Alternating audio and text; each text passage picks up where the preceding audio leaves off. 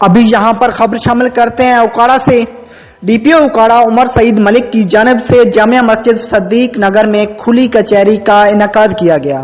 DPO ने जामिया मस्जिद में शहरियों के साथ नमाज जुमा अदा की और नमाज के बाद शहरियों में घुल मिल गए। तफसीलात जानते हैं उकाड़ा से अब्दुल रऊफ की इस रिपोर्ट में। जी बिल्कुल, खुली कचहरी में डीएसपी सदर सलीम खारिद, डीएसपी सिटी महर नदीम अफजाल भी शामिल। तीनों थानाजात के एसएचओज मलिक तारिक अवान, राना इमरान टीपू और जावेद खान की भी शिरकत। डीपीओ ने खुली कचहरी में शहरियों के मसाइल सुनकर उनके हल के लिए मौका पर अहकाम सादर किए।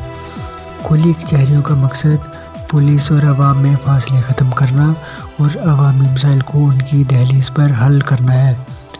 शहरियों ने डीपीओ के इस इक़दामात को सराहा और खराजे तहसीन पेश किया। खुली कचहरी में जमात इस्लामी के ज़िला अमीर डॉक्टर लियाकत अली कौसर और उनके अमायदीन ने भी शिरकत की। कैमरामैन टीम के साथ अब्दुल रऊफ, सिटी 5 न्यूज़, रीना लाहौर।